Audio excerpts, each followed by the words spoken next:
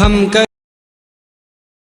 بسم اللہ الرحمن الرحیم۔ ناظرین، بعض ایام بعض لوگوں کی زندگی میں بڑی اہم ہوتے ہیں، اور ایسا ہی ایک معاملہ جو ہے وہ امریکہ کے سابق صدر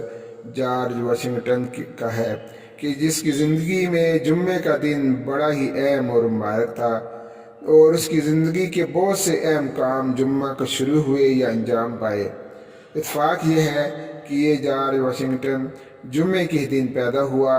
جمعے کے دن لیفٹیننٹ کرنل کے عہدے پر ترقی پائی، جمعے کے دن ورجینیا میں فوج کی کمان سنبھالی، اور جمعے کے دن فوج کا کمانڈر ان چیف بنا۔ اور جب وہ امریکی بحری فوج کی اس نے بنیاد ڈالی تو تب بھی جمعے کا دن تھا، یا پرنسٹن کی جنگ لڑی تو تب بھی جمعہ تھا، یار ٹاؤن کو فتح کیا تب بھی جمعہ تھا، اور جمعے کے دن دستوری کانفرنس کا یہ صدر بھی منتخب ہوا، جمعے کے دن محکمہ جنگ کی بنیاد ڈالی، اسٹیٹ ڈپارٹمنٹ کی بنیاد ڈالنے کے دن بھی جمعہ تھا،